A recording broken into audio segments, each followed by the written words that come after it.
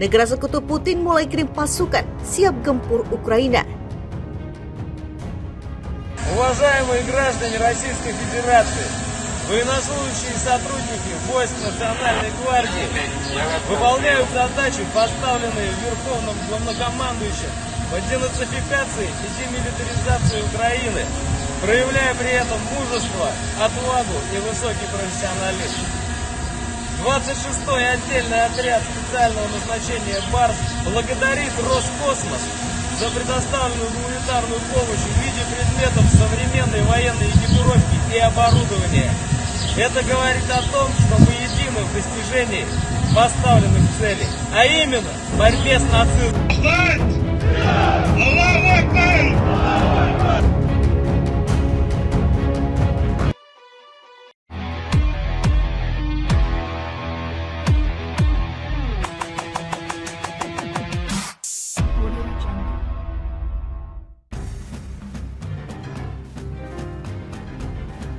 Akhir perang Rusia dan Ukraina kian tak pasti. Konflik justru meruncing menyusul serangan terbaru Rusia dan bergabungnya sekutu Presiden Vladimir Putin dalam perang. Presiden Belarusia Alexander Lukashenko mengatakan bahwa dia telah memerintahkan pasukannya untuk dikerahkan bersama pasukan Rusia di dekat Ukraina sebagai tanggapan atas apa yang dikatakan sebagai ancaman nyata bagi Belarusia dari Kiev dan para pendukungnya di barat.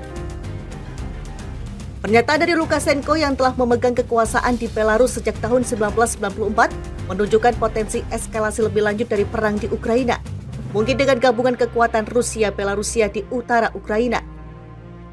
Serangan di wilayah Belarusia tidak hanya dibahas di Ukraina hari ini, tetapi juga sedang direncanakan, kata Lukashenko pada pertemuan keamanan Senin 10 Oktober 2022, dikutip dari Reuters. Kami telah mempersiapkan ini selama beberapa dekade. Jika perlu, kami akan merespon, kata Lukashenko seraya menambahkan bahwa dia telah berbicara dengan Putin tentang situasi tersebut saat dalam sebuah pertemuan di St. Petersburg. Lukashenko mengatakan dia telah setuju dengan Putin untuk mengerahkan kelompok militer regional dan telah mulai menyatukan kekuatan 2 hari lalu, tampaknya setelah serangan di jalan dan jembatan rel Rusia ke Crimea pada Sabtu pagi. Lukashenko mengatakan bahwa peringatan disampaikan ke Belarusia melalui saluran tidak resmi bahwa Ukraina merencanakan jembatan Crimea 2 meskipun dia tidak memberikan rincian. Jawaban saya sederhana, beritahu Presiden Ukraina dan orang gila lainnya. Jika mereka menyentuh 1 meter wilayah kita, maka jembatan Crimea akan tampak seperti berjalan-jalan di taman. Tentara Belarusia memiliki sekitar 60.000 personel awal tahun ini. Belarusia mengerahkan 6 kelompok batalion taktis dengan total beberapa ribu orang ke daerah perbatasan. Pada hari Minggu, Kepala Penjaga Perbatasan Belarus menuduh Ukraina melakukan provokasi di perbatasan. Adapun pasukan Rusia menggunakan Belarus sebagai pos pementasan untuk serangan pada 24 Februari mereka ke Ukraina, mengirim pasukan dan peralatan Ukraina Utara dari pangkalan di negara tersebut. Ukraina rebut pusat logistik Rusia, sekutu Putin desak gunakan nuklir. Keberhasilan pasukan Ukraina dalam merebut kembali Liman yang menjadi pusat logistik pasukan Rusia telah memicu kemarahan sekutu dekat Presiden Vladimir Putin. Salah satu sekutu Putin bahkan menyerukan kemungkinan penggunaan senjata nuklir tingkat rendah. Seruan itu dilontarkan oleh pemimpin wilayah Chechnya di Rusia bagian selatan Ramzan Kadyrov setelah pasukan Rusia mengalami kekalahan pahit di Liman.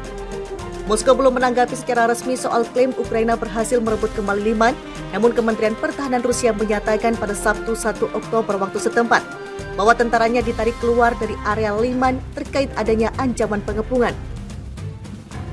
Menurut pendapat pribadi saya, langkah-langkah lebih drastis harus diambil, hingga deklarasi darurat militer di area-area perbatasan dan penggunaan senjata nuklir berdaya ledak rendah, cetus Kadyrov dalam pernyataannya via Telegram. Selain Kadyrov, beberapa pejabat tinggi Rusia lainnya termasuk mantan Presiden Dmitry Medvedev, juga sekutu dekat Putin ikut mencetuskan penggunaan senjata nuklir, namun seruan Kadyrov itu menjadi yang paling mendesak dan eksplisit. Pekan lalu Putin menyatakan dirinya tidak menggertak ketika menyatakan siap mempertahankan integritas teritorial Rusia dengan semua cara yang tersedia. Pada Jumat 30 September lalu, dia memperjelas bahwa perlindungan itu akan mencakup ke wilayah-wilayah yang baru dicaplok Moskow. Amerika Serikat sebelumnya menyatakan pihaknya akan merespon secara tegas setiap penggunaan senjata nuklir. Juru bicara pasukan timur Ukraina, Serhiy Cherevati menyebut bahwa sebelum direbut kembali pasukan Kiev, Rusia memiliki sedikitnya 5.000 hingga 5.500 tentara di Liman, namun jumlahnya lebih rendah setelah wilayah itu direbut Ukraina. Ukraina menyatakan bahwa dengan menguasai Liman, pasukannya akan bisa bergerak maju ke wilayah Luhansk, yang diklaim telah dikuasai sepenuhnya oleh Rusia pada awal Juli lalu. Liman penting karena ini adalah langkah selanjutnya menuju pembebasan Donbas Ukraina. Sebut Cherevati merujuk pada wilayah di Ukraina bagian timur yang terdiri atas Donetsk dan Luhansk. Donbas menjadi fokus utama Rusia sejak melancarkan invasi pada 24 Februari lalu. Klaim direbutnya kendali atas Liman itu diungkapkan Kiev setelah Putin mengumumkan pencaplokan resmi 4 wilayah Ukraina, Donetsk, Luhansk, Zaporizhia, dan Kherson pada Jumat 30 September lalu. Liman merupakan bagian dari Donetsk yang dicaplok Rusia. Keempat wilayah Ukraina yang dicaplok itu diketahui totalnya setara dengan 18% wilayah darat Ukraina. Otoritas Ukraina bersumpah akan terus membebaskan wilayah-wilayah lainnya yang diduduki pasukan Rusia. Salah satu sekutu Putin bahkan menyerukan kemungkinan penggunaan senjata nuklir tingkat rendah. Seruan itu dilontarkan oleh pemimpin wilayah Chechnya di Rusia bagian selatan Ramzan Kadyrov setelah pasukan Rusia mengalami kekalahan pahit di Liman.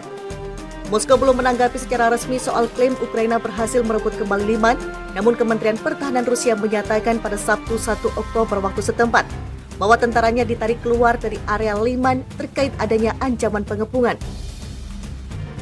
Menurut pendapat pribadi saya, langkah-langkah lebih drastis harus diambil, hingga deklarasi darurat militer di area-area perbatasan dan penggunaan senjata nuklir berdaya ledak rendah, cetus Kadyrov dalam pernyataannya via Telegram. Selain Kadyrov, beberapa pejabat tinggi Rusia lainnya termasuk mantan Presiden Dmitry Medvedev, juga sekutu dekat Putin ikut mencetuskan penggunaan senjata nuklir, namun seruan Kadyrov itu menjadi yang paling mendesak dan eksplisit. Pekan lalu Putin menyatakan dirinya tidak menggertak ketika menyatakan siap mempertahankan integritas teritorial Rusia dengan semua cara yang tersedia. Pada Jumat 30 September lalu, dia memperjelas bahwa perlindungan itu akan mencakup ke wilayah-wilayah yang baru dicaplok Moskow. Amerika Serikat sebelumnya menyatakan pihaknya akan merespon secara tegas setiap penggunaan senjata nuklir. Juru bicara pasukan timur Ukraina, Serhiy Cherevati menyebut bahwa sebelum direbut kembali pasukan Kiev, Rusia memiliki sedikitnya 5.000 hingga 5.500 tentara di Liman, namun jumlahnya lebih rendah setelah wilayah itu direbut Ukraina. Ukraina menyatakan bahwa dengan menguasai Liman, pasukannya akan bisa bergerak maju ke wilayah Luhansk, yang diklaim telah dikuasai sepenuhnya oleh Rusia pada awal Juli lalu.